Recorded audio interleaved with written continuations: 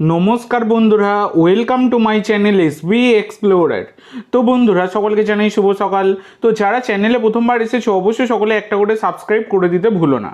তো বন্ধুরা, তোমরা সকলেই জানতে গতকালকে এএফসি চ্যাম্পিয়ন্স লিগের প্রিলিমিনারি রাউন্ডে মুখোমুখি হয়েছিল ইস্ট বেঙ্গল এবং আল আরাবি এফসি। তো ব্যাপারটা হচ্ছে, আল আরাবিকে নিয়ে আমরা যতটা তাদের কথা শুনেছিলাম যে মারাত্মক দল, আল আরাবিকে দেখে কিছুই মনে হয়নি। ও তারা যে ভালো ফুটবল খেলতে জানে সেইটা দেখেও মনে হয়নি। তো ইস্ট বেঙ্গল তারা কিন্তু 4-1 গোলে জয়লাভ করে তারা ACL 2 এর মূল পর্বে কিন্তু তারা পৌঁছে গেছে। তো কালকের ম্যাচটা তোমরা যদি দেখো তাহলে ইস্ট বেঙ্গল তাদের ভারী মাঠে খেলার অভ্যাস রয়েছে, সেইটা কিন্তু আল আরাবিকে দেখে একদমই মনে হয়নি। আল আরাবি হেলায় বল হারাচ্ছিল আর প্রচণ্ড স্লিপও খেয়ে পড়ে যাচ্ছিল, যেটা কিন্তু দেখা গেছে ইস্ট বেঙ্গল তারা খুবই ভালো বল কন্ট্রোল করেছে।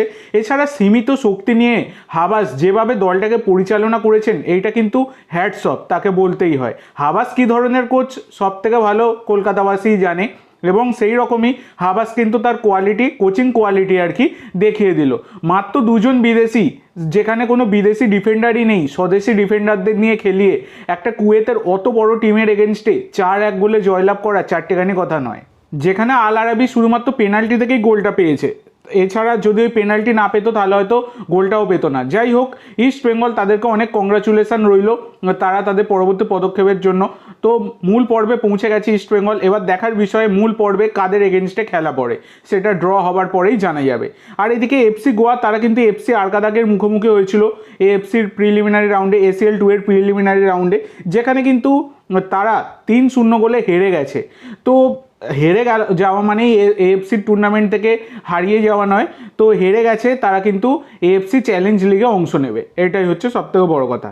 এবার মোহনবাগান সম্পর্কে বেশ কিছু আপডেট দেবো, যেটা তোমরা অনেকেই শোনবার জন্য ওয়েট করে রয়েছো। তার আগে তোমাদেরকে বলে দিই, আজকে মোহনবাগানের সাথে কিন্তু CFL এ বিধাননগরের ম্যাচ রয়েছে, যে ম্যাচটা কিন্তু দুপুরবেলা 3টে থেকে হতে চলেছে। এই ম্যাচের লাইভের বিষয়বস্তু আমি তোমাদের সাথে শেয়ার করে দেবো, তো তার মাধ্যমে তোমরা কিন্তু লাইভ দেখতে পেয়ে যাবে।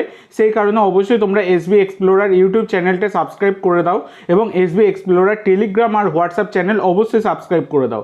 টেলিগ্রাম আর হোয়াটসঅ্যাপ চ্যানেলের লিঙ্ক ডেসক্রিপশন বক্সে দেওয়া আছে, সেখান থেকে অবশ্যই কিন্তু সাবস্ক্রাইব করে দিতে ভুলো না। এছাড়া আজকে কিন্তু দীপেন্দু বিশ্বাস তিনি কিন্তু খেলবেন না, এটা মোহনবাগানের জন্য একটা বড়ই চিন্তার বিষয়, কারণ দীপেন্দু তিনি চেন্নাই FC শিবিরে ইতিমধ্যে যোগ দিয়ে দিয়েছেন, সেই কারণে তিনি খেলবেন না। তো এক্ষেত্রে একটা জিনিস বলবো, দীপেন্দু বিশ্বাস তার তো নয় অন্য দলে সই করেছে চলে যাচ্ছে, ঠিক আছে, কিন্তু মোহনবাগানে একটা কোচ ভালো আনার দরকার ছিল, কলকাতা লিগের জন্য। বাস্তব রায়তে এর আগেও খেলিয়েছে, আহামরি কিছুই ছিল না, সেক্ষেত্রে বাস্তবকে মনে হয় না এইভাবে কোচ হিসাবে হেড কোচের দায়িত্ব দেওয়া ঠিক হয়েছে বলে। কারণ দেখো, প্লেয়ার খারাপ নেই, কিন্তু প্লেয়ারগুলোকে পরিচালনা করতেই পারছে না, সেটা আমরা সকলেই দেখেছি। খুবই জঘন্য কোচিং করাচ্ছেন এই বাস্তব রায়। এবার তোমরা তোমাদের মতামত অবশ্যই জানিও। এর পরবর্তী যে আপডেটটা দেবো, এই দুখানা আপডেট সকলেই ডেলি কোশ্চেন করো, তো তোমাদেরকে বলে দিই। ফার্স্টে ছান্তের আপডেট দিয়ে দিই। ছান্তে তিনি কিন্তু আজকে দুপুরবেলা 1টার সময় কলকাতায় চলে আসছেন, তো এটা মোহনবাগান সমর্থকদের জন্য একটা বড়ই সুখবর। নক আউটে কিন্তু ছান্তে অ্যাভেলেবেল থাকবেন।